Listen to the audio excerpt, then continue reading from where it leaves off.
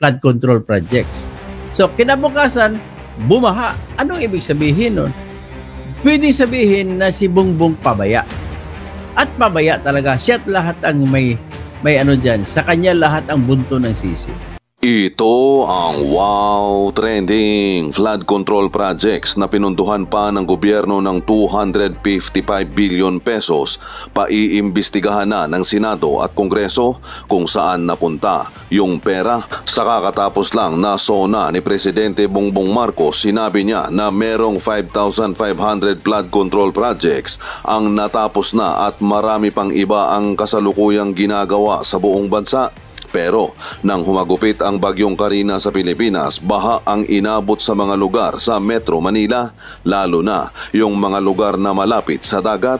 Na sa isang interview nang tanungin naman ng isang reporter ang Pangulo kung saan na ang pinagyayabang niya sa kanyang SONA na merong 5,500 flood control projects na tapos na, tumawa lang ito at sinabing hindi daw ngayon ang tamang panahon para yan ay pag-usapan at tila ba nag-walk out. Sinabi din ni Presidente Bongbong Marcos sa kanyang SONA na noong Enero, inilunsad natin ang kalinisan sa bagong Pilipinas kung saan pinakilos natin ang ating mga barangay upang maglinis sa kani-kanilang komunidad. Sa 5 buwan lamang, mahigit 40,000 tonelada ng basura ang nakolekta ng mahigit 22,000 mga barangay sa buong bansa. Pero dahil sa matinding pagbaha, hindi na alam ni Presidente Bongbong Marcos kung ano ang kanyang sasabihing rason. Dahil parang napak-check ng bagyong Karina ang sinabi ni Presidente Bongbong Marcos sa kanyang SONA at lumalabas tuloy na budol at hindi totoo ang kanyang pinagsasabi at pinagloloko lang ang mga tao. Ang mga pinagyabang ng Pangulo sa kanyang SONA, binangga daw ng barko ang isa sa mga flood control kaya binaha ang Metro Manila ng sobra. At sinabi din na rason ni Presidente Bongbong Marcos na hindi gumana ang flood control dahil sa sobrang daming basura. Hindi napigilan ng mga netizen na batikusin si Pangulong Bongbong Marcos lalo ng tila ba napakabagal na mga aksyon nito at hindi naghanda. Saka na lang nagmeeting nang nalubog na sa baha ang Metro Manila. Kaya ito ang komento ng mga netizen. Hindi bagyo, hindi basura, korupsyon ang nagdulot sa lahat ng problema. Sana makarma kayo dyan na nakaupo sa pwesto, wala kayong ginawa kundi magpayaman. Korupsyon lang ang sagot sa lahat ng katanungan. 255 billion, grabe ang laki naman ng budget. Para lang sa baha, bihira lang naman maglinis ng mga drainage. Kahit araw-araw maglinis ng drainage, hindi mauubos ang 255 billion pesos na budget. Yung ibang budget kasi nasa bulsa na.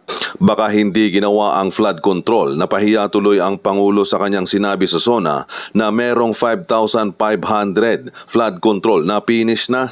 Ang kalahating budget niya nandun na sa bulsa ng mga congressman na korap sa bawat distrito ng nasasakupan. Busog sila. Kawawa ang mga ordinaryong Pilipino. Anong silbi ng investigasyon na yan? Alam nila kung saan papunta ang pera?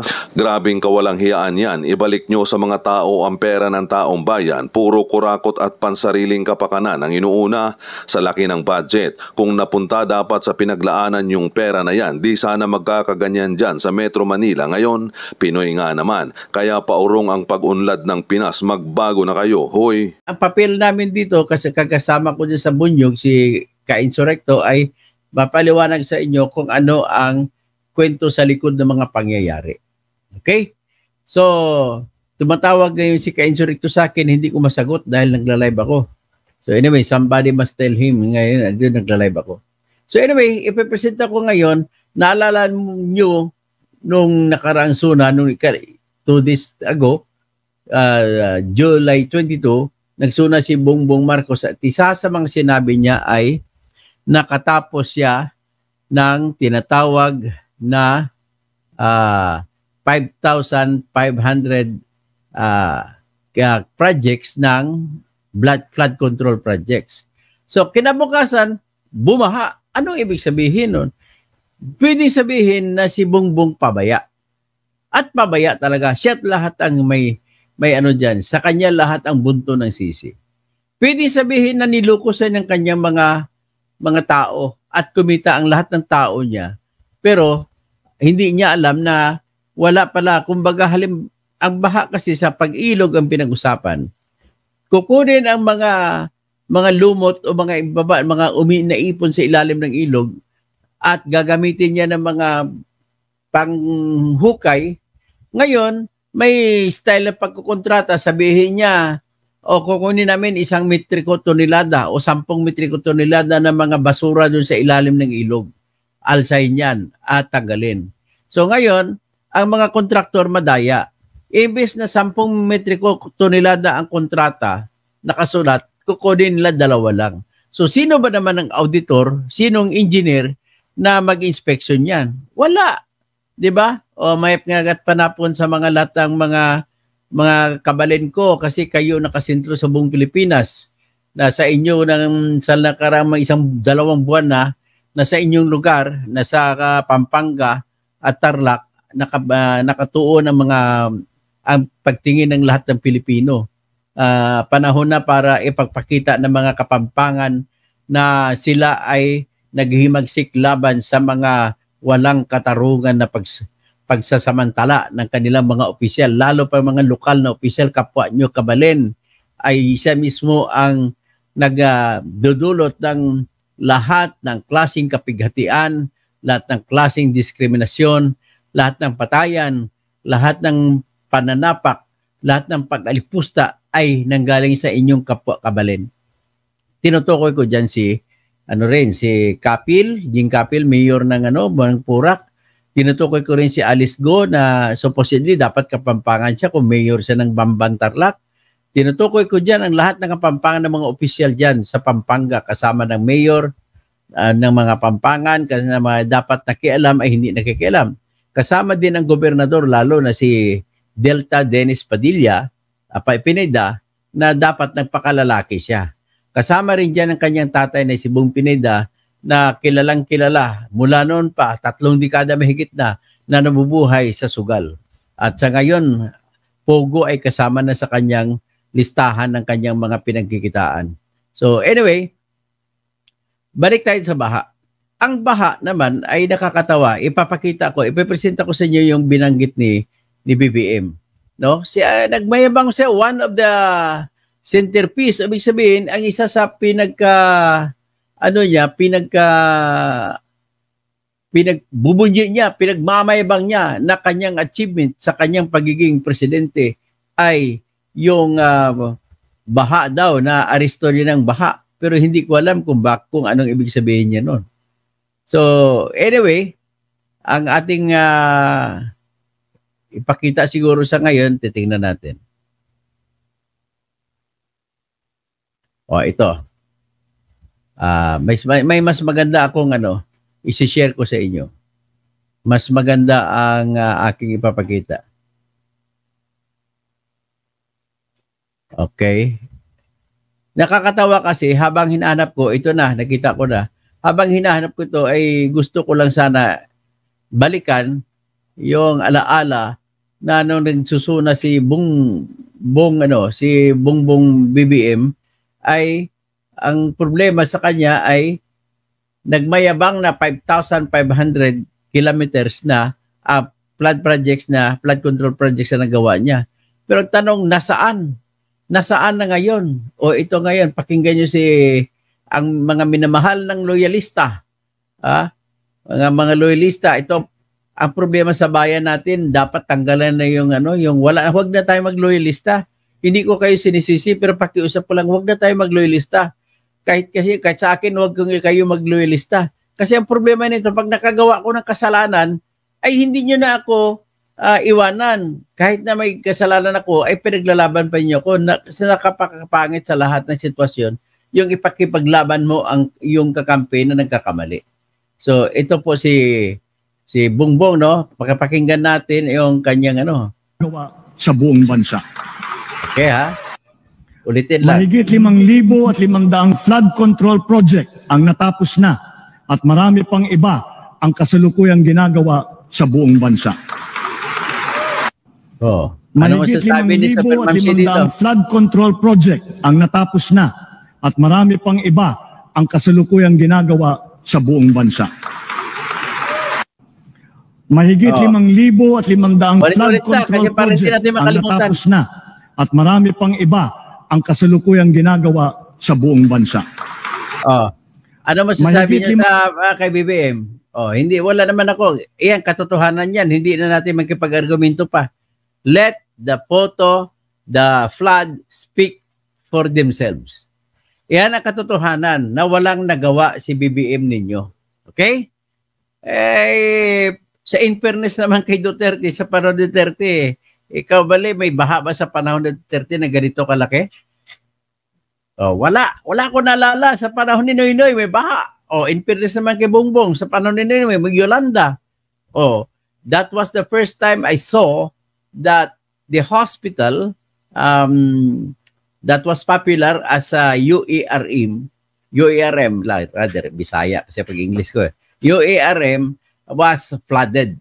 At may mga pasyente doon, may mga patay pa sa morgue na nilutang ng baha.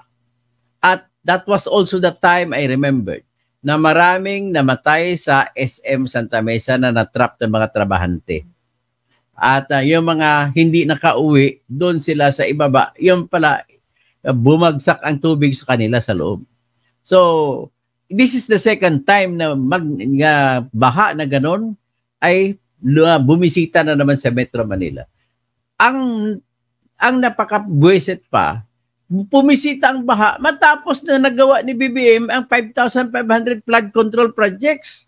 So ngayon, ang tanong na lang natin, asan ang 5,500 flood control projects mo, Mr. BBM? Yun na lamang itatanong namin. Paano yan? So, kahit hindi na natin pag-usapan ang iba, baha na lang. Huwag na natin kasi may tinatawag din kami kasi prinsipyo sa larangan ng ebidensya. May tinatawag na sa Latin kung tawagin, falsos in unos, falsos in omnibus.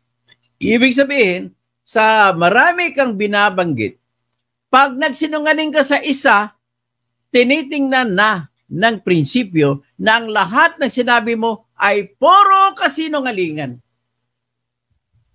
Ang dami doon, ayoko nang i-enumerate. Kaya ang tawag ko sa SONA ay recitation ng mga pangarap. Pangarap na hindi matutupad. Bakit hindi matutupad? Kasi po, systemic na yung corruption. Kaya ang bumaha ngayon sa Metro Manila, kahapon at hanggang ngayon meron pa, ay bumabaha ng corruption sa Pilipinas. Yan po ang resulta. So, ibig sabihin, in fairness naman kay Bongbong, hindi naman lang siya ang presidente na kung saan ay mayroong tinatawag na korupsyon. Sa panahon ng kahit sinong presidente, kahit mula pa nung panahon ni Cory, ay may korupsyon. Sa panahon naman ni Cory, ang kapatid niya na si Piping Kuhuangco ang tinutukoy na kurakot, pati mga pinsan nila. Pero ang problema dyan, kaya tinawag sila ni Louis Beltran na namatay na isang batikang komentarista na Kamag-anak Incorporated. Na kung matandaan niyo si Louis Beltran, ay sinulat pa niya noon si Cory nung nagkaroon ng 1989 kudeta na nagtago sa ilalim ng kama. So napakabigat kay Cory tanggapin yun na kung bakit kinasuhan pa niya ng kasong libelo si Louis Beltran. So that's beyond the point. Ang puntos ko lang dito is, BBM, huwag na tayong magsisihan. Huwag mo sisihin ang nakaraan. Ang tingnan mo kung ang iyong gawa ba ngayon, dapat ka ba magsisi? Dapat ka ba magtanong kung lahat ng mga pinirmahan niyo, pinalabas yung pundo para sa flood control projects, ay na-control ba o na-flood? Dalawang bagay lagi, kung ang flood control projects no, ang pera ay na-control o na-flood. Yun. Pero malamang dito, na-control. Na-control papunta sa bulsa ng mga kontraktor. So, ano pang ibang mga prueba? Dami natin mga baha kahapon. Huwag na natin pag-usapan yung video-video na ko. Kasi sabi nila ni Ginoong Abalos at saka ni Ginoong Jaime Santiago na direktor ng NBI ay huhulihin daw nila yung nag-upload. Ay, naku. Ang labo naman yun, pati pag-upload. Pati ako nga, nag-content nun, hulihin nyo ako, titingnan natin kung mahuli nyo ako.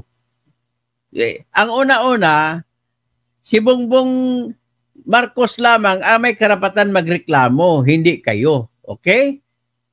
Tama yan, di ba? Ngayon, kung hindi nagreklamo si Bongbong Marcos, sino kayo na NBI, pulis, nagsama-sama pa kayo? Pati DOJ, nagsama-sama pa kayo? Bihirang-bihira lang yung kaso, nagsama kayo. Hindi ba kaya ng NBI? Hindi ba kaya ng pulis lang? Hindi ba kaya ng DOJ lang? Nagsama-sama pa kayo, tapos kabubuhan pag ginawa ninyo, pati DILG, pati si kaibigan kong Binarabalos, naku, lumalabas na mga bubo kayo, pakiusap lang, huwag nyo nang gawin yan. Hayaan nyo si Bongbong magdesisyon kung magreklamo siya o hindi. Bakit kayo overreactive? Tapos ang unang ebidensya ninyo dyan ay tainga, magkaiba tainga. Well, marami po ako na nabasa na mga literatura na yung hugis sa ating mga tainga ay nagbabago kapag ikaw tumanda na. Ang mukha mo, nagbabago. Bata ka pa, mataba. Parang ang pugi-pugi mo. Pag tumanda ka, kumukulubot na. Ganun ang ibig sabihin nun. Lalo pa kung nakakokain ka, lulubog ang iyong pisngi. Ganun ang kasimple lang yun. Magbabago ang iyong ilong, maging Pinocchio. O, ganun lang kasimple lang yun. Huwag na natin pag-usapan yan. Represent na tayo dito sa baha. Nais ko lang babanggitin yung binanggit ng aking kamag-anak na taga Barili, Cebu, na si Miss Melanie Kausing. Kausin pala. Yung mga kamag-anak ko sa Cebu na Kausing ay walang G yung apelido nila. Mga taga Barili ito. Sabi niya, 20 million na pagkain, budget para sa SONA. Napakasarap kayo dyan. Tapos kinabukasan bumaha. Oh, saan na ngayon? Paano na ngayon? Saan kukuha ng ano? Doon, saan kukuha ng pang-ayuda? Kasi nagamit ng 20 million pagkain na mga lahat ba kumain doon, mga kurakot. Bawasan po muna yung budget sa Senate weekly. Siguro ang pakiusap po na sa lahat ng politiko natin, sundin nyo ako na mag 45-day fasting kayo para kung mag-fasting kayo, hindi nyo na kailangan kumain. At kung hindi nyo kailangan kumain, na hindi nyo na pakialaman yung pera ng bayan. Pero mag-atin lamang kayo, wala kayong ibang obligasyon pagdating sa SONA, kundi pumalakpak lang. Bibigyan pa kayo ng 20 million na pagkain. Aba, sana umorder na lang kayo dun sa Kabalin na, na buffet. O, magkano bang Kabalin? Siguro 300, pwede na. Eat all you can. O sa iba pa, hindi lang Kabalin, marami pang ibang mga Kapampangan restaurant na masasarap. Eat all you can. Doon na lang kayo, hindi pa abot yan, 1 million. Naku naman ito, mga masiba talaga. Oh. Pati pa sa SONA, masiba pa. Magbasa ako ng mga comment. Sabi ni Sunny Day, at best friend siguro, ang dahilan akala ko na hinto na reclamation project daw. Okay.